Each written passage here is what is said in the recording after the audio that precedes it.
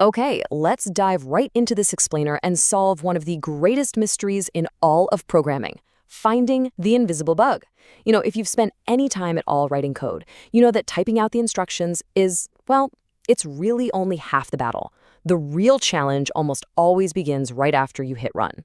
So today, we're going to master a specific technique that'll basically turn you into a master detective of your own code.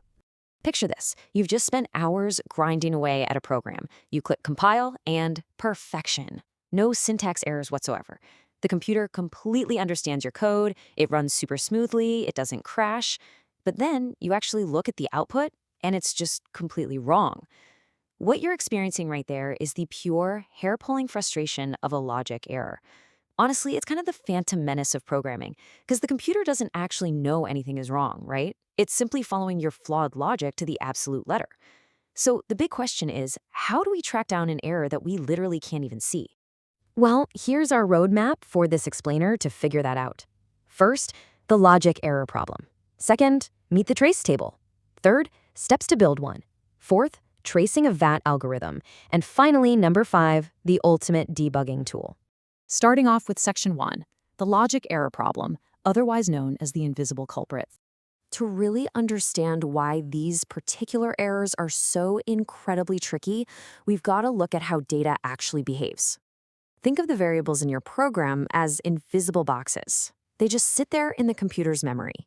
Now, you place data into these boxes to use later, but the catch is they can only ever hold one piece of data at a time. So as your code executes line by line, the data inside these boxes is constantly being swapped out. It's being replaced, it's being overwritten. And because this all happens invisibly inside the computer's memory at lightning speed, a logic error usually pops up when the wrong data gets put into the wrong box at the exact wrong time. We essentially need a way to hit the pause button and actually look inside those boxes. That brings us to Section 2, meet the trace table, which is going to be your magnifying glass. If variables are our invisible boxes, the trace table is the magnifying glass that suddenly makes them completely visible. According to our source material, a trace table is defined as a tool used to track how the value of variables change in a program after each line of code is executed, and it's honestly brilliant in its simplicity. By mapping out exactly what happens to our data step by step, it helps us verify if an algorithm actually produces the correct result. And hey, if the result is wrong, this table leaves a crystal clear footprint pointing directly to the exact logical error responsible. Let's look at Section 3, Steps to Build 1. It's time for setting up the investigation. Creating a trace table is a highly methodical process, and it really just comes down to 3 exact steps. Step 1, you identify all the variables in your algorithm. And I mean every single one, they all need to be accounted for. Step 2, you create a table with a column for each line number, a separate column for each of those variables you just identified, and then a final column for your output. And finally, Step 3, you follow the code line by line, almost as if you were the computer itself, and you just write down the new value of the variable every single time it changes. Let's put this into practice in Section 4, tracing a VAT algorithm. We're going to be tracking the bug in real time. Now we actually get to put our brand new magnifying glass to work using example 4.2 from the text.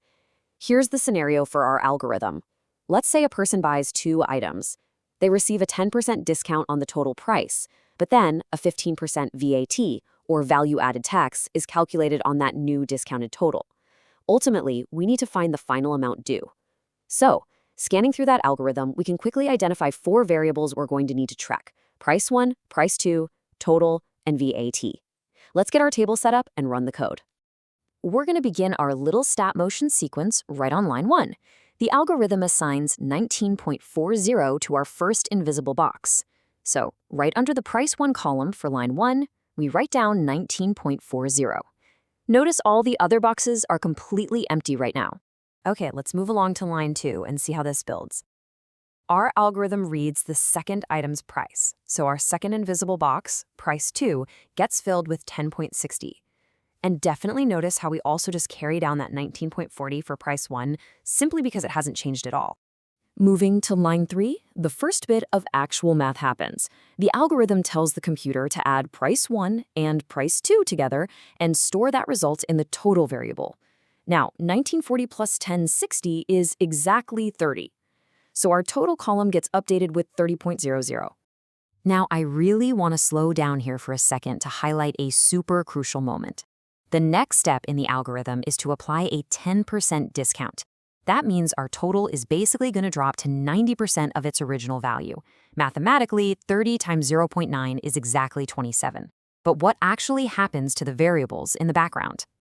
Well, this brilliantly illustrates what we discussed earlier about overwriting variables. On line 4, right before our eyes, the old total of 30.00 is completely erased from that invisible box and replaced by 27.00. Think about it. If we didn't have this table, that previous state of the total would just be lost to us forever in the computer's memory. Next up, line 5 executes. We need to calculate a 15% VAT on our newly discounted total. So 27 times 0.15 gives us 4.05. We dutifully record 4.05 right into our VAT column.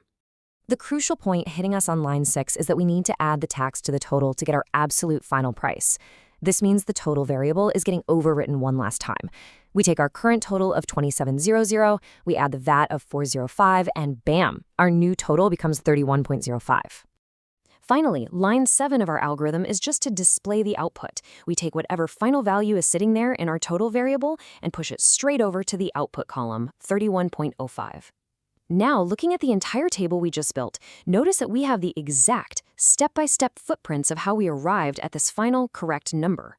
If we had accidentally, say, calculated the VAT on the 30 instead of the 27, we'd be able to see exactly which line of code performed the bad math, letting us immediately spot the logic error. Bringing us to our final section, Section 5, the ultimate debugging tool. Case closed. This incredibly simple grid is just so empowering.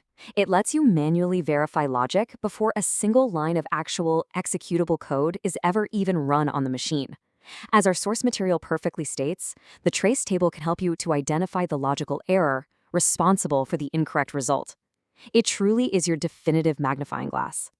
It takes the entirely invisible nature of computer memory and just lays it out in a highly structured, visible, and undeniable format, protecting you from what could be endless hours of frustration. So, I really want to leave you with this one thought. The very next time you hit run and your output comes back completely unexpected, seriously, don't panic. Just grab a piece of paper, map out your columns, and ask yourself, what hidden logic errors could a trace table uncover in your next algorithm? Get out there, start tracking down those invisible bugs. Thanks for joining me on this explainer, and happy coding.